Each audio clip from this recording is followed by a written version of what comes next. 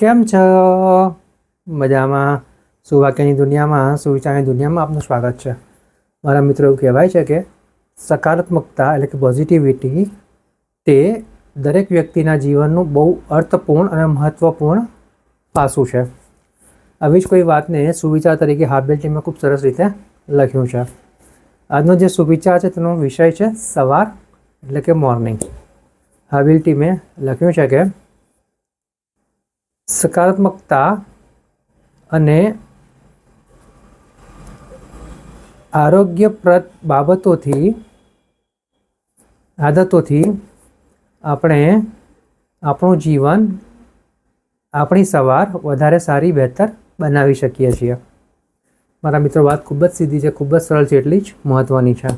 અહીંયા જે વાત છે તે સવારની છે, સકારાત્મકતાની છે અને આરોગ્યપ્રદ આદતોની છે, સ્વાસ્થ્યલક્ષી બાબતોની છે. જ્યારે આપણે રાત્રે સમયસર ઊંઘીએ છીએ તો બીજે દિવસે આપણે જે સવાર પડે છે તે ખૂબ જ ફ્રેશ હોય છે, ખૂબ જ સ્ફૂર્તિ ભરેલી હોય છે. હવે આ જે સવાર પડે છે ત્યાં સવાર પડતા જો આપણે સકારાત્મકતાથી કામ લઈએ, સૌથી પહેલાં જે ઉઠ્યા છીએ તેના માટે આપણે ભગવાનનો, કુદરતનો, એનર્જીનો, શક્તિનો, જેમાં પણ આપણે માનતા હોય તેનો આપણે આભાર માનીએ કે આપણે આજનો દિવસ જોયો.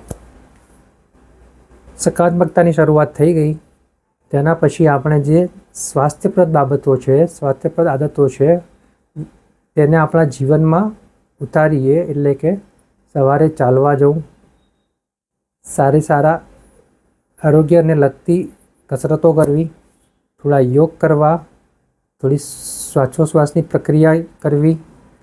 જો આપણે આટલું કરી શકીએ તો આપણી જે શરૂઆત જે થઈ છે પોઝિટિવિટી સાથે, તેની સાથે જે આવી હેલ્ધી આદતો એટલે કે આરોગ્યલક્ષી આદતો જોડાય છે, ત્યારે આપણી દરેક સવાર થકી આપણા દરેક દિવસો અને દરેક દિવસો થકી આપણા દરેક મહિના થકી આપણા દરેક વર્ષો સ્વાસ્થ્યપ્રદ રીતે વીતે છે. આ આદતોથી ના ફક્ત આપણું શરીર સ્વાસ્થ્ય રહે છે, સાથે સાથે આપણું મન પણ એટલું જ સ્વસ્થ રહે છે.